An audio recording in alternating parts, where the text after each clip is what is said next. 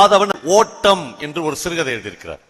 அந்த சிறுகதை ஒரு 30-35 வயது உள்ள ஒரு மத்திய வயது உள்ள ஒரு பெண்ணை பற்றிய கதை. அந்த அம்மா டெல்லியில் ஒரு அபார்ட்மெண்டில் குடியிருக்கிறார்கள். அந்த அம்மாவுக்கு ஒரு கணவன் இருக்கிறார். ஒரு சின்ன பையன் 2ஆம் கிளாஸ் படிக்கிற 7 வயது உள்ள ஒரு பையன் இருக்கிறான். அவர்கள் வசிக்கிற காம்பவுண்டுக்கு வெளியே தினந்தோறும் அந்த பையன் பள்ளிக்கூடத்தில் படிக்கிற வேன் வந்து நிற்கும், ஒரு பஸ் வந்து நிற்கும். இந்த பையன் தினந்தோறும் மதியான சாப்பாட்டை கேரியரில் எடுத்துக்கொண்டு டிஃபன் பாக்ஸில் எடுத்துக்கொண்டு அந்த பஸ்ஸில் ஏறி போய்விட வேண்டும். சாயங்காலம் பஸ் வந்த உடனே நம்ம போய் கூட்டிட்டு வந்துடுவாங்க. இது 90% மத்திய தர வாழ்க்கையில் இன்றைக்கும் நடக்கிற ஒரு அன்றாட நிகழ்ச்சி. இதைத்தான் ஆதவன் கதையாக எழுதுகிறார். அந்த அம்மா அந்த பையன் போயிட்ட பிறகுதான் பார்க்கிறார்கள், இன்றைக்கு டிஃபன் பாக்ஸை அவன் டைனிங் டேபிளிலேயே விட்டு விட்டு போய்விட்டார்.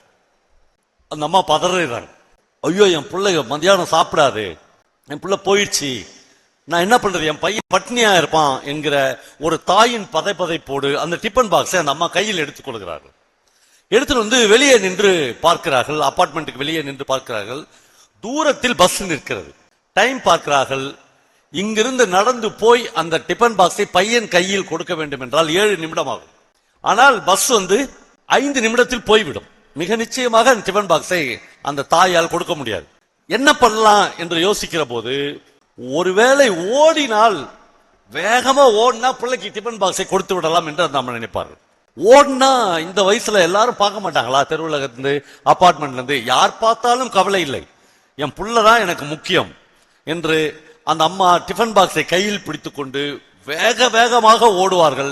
நண்பர்களே, நீங்க நம்ப வேண்டும், 3 நிமிடத்தில் அந்த அம்மா பஸ்ஸுக்கு பக்கத்தில் போய் நின்று விடுவார்கள்.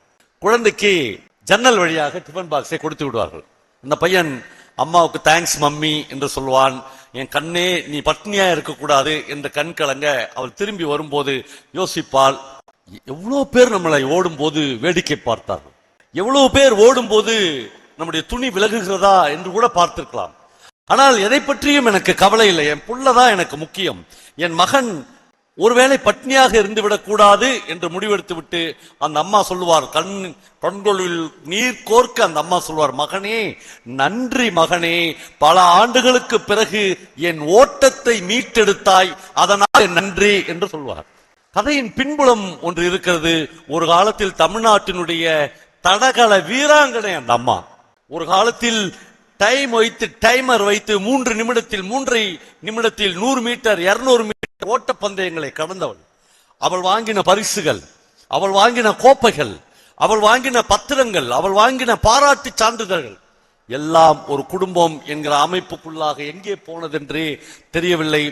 இந்த பையன் ஏதோ ஒரு வகையில் அந்த அம்மாவின் ஓட்டத்தை மீட்டு கொடுத்திருக்கிறான். ஆதவன் கதையை அதோடு முடிக்கவில்லை. அதற்கு பிறகும் 2 வரிகள் கதையில் இருக்கிறது. அடுத்த நாள் காலையில் அதே டைனிங் ஹாலில் உட்கார்ந்து அந்த பையன் சாப்பிடுவான். அந்த அம்மா உள்ளுக்குள் வேண்டிக் கொள்வாள், இன்றைக்கும் என் மகன் டிஃபன் பாக்ஸை மறந்து விட்டு போய்விட வேண்டும்.